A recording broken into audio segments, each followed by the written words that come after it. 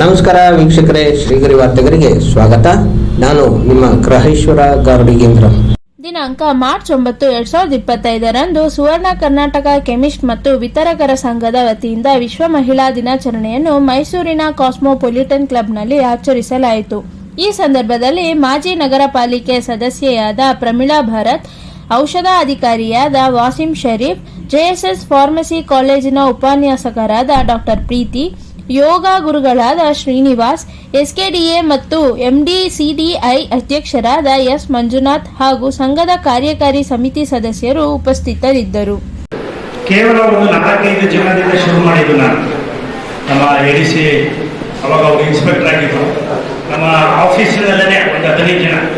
ಏನಕ್ಕೆ world women's day ಮಾಡಬೇಕು ಅಂದರೆ ವುಮನ್ ಒಳಗಡೆ ಮೆನ್ಸ್ ಇದ್ದಾರೆ, ನಿಮ್ಮಲ್ಲಿ ನಾವು ಇದ್ದೀವಿ. ಸೊ ಹಿಂಗಾಗಿ ನಾವು ಇದನ್ನು ಶುರು ಮಾಡೋದು. ಇನ್ನೊಂದು ಬಹಳ ದೊಡ್ಡ ನಮಗೊಂದು ಪ್ರೌಡ್ ಅನ್ಸೋದು ಏನಂದ್ರೆ, ಎಷ್ಟೋ ಕಮ್ಯುನಿಟಿನಲ್ಲಿ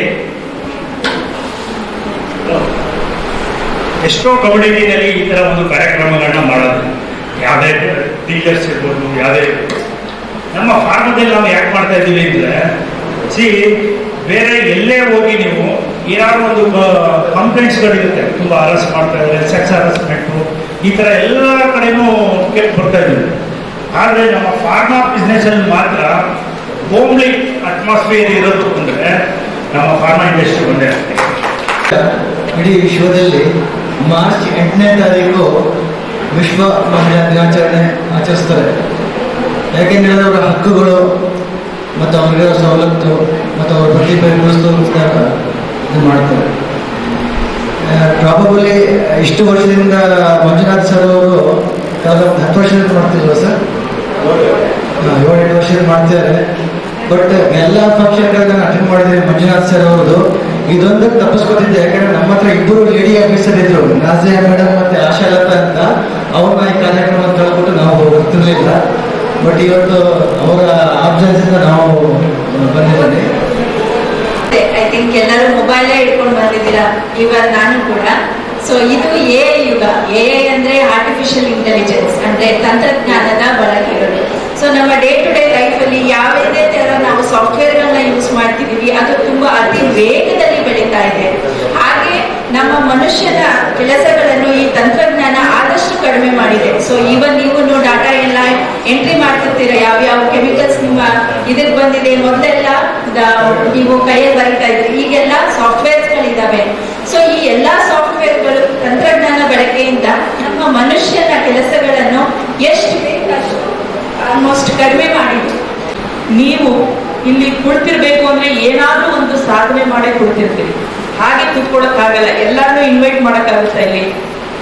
ಇಲ್ಲ ತಾನೆ.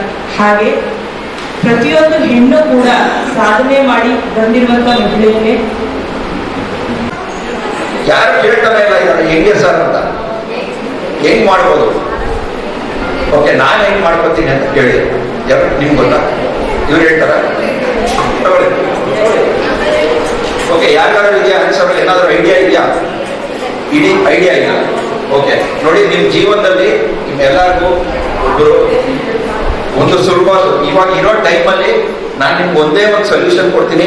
ಇದು ಸುಮಾರು ಚೆಕ್ ಲಿಸ್ಟ್ ಇದೆ. ನನಗೆ ನೆಕ್ಸ್ಟ್ ಟೈಮ್ ಜಾಸ್ತಿ ಕೊಟ್ಟಾಗ ಬೋರ್ಡ್ ಮೇಲೆ ಬರೆದು ಏನೇನು ಮಾಡಬೇಕು ನೀವು ಡೈಲಿ ಏನು ಮಾಡಿದ್ರೆ ನಿಮಗೆ ನಿಮ್ಮ ಮೋಟಿವೇಶನಲ್ ಮೀಟರು 12:30 ಮೇಲಿರುತ್ತೆ ಅನ್ನೋದನ್ನ ನಾನು ಹೇಳ್ಕೊಡ್ತೀನಿ.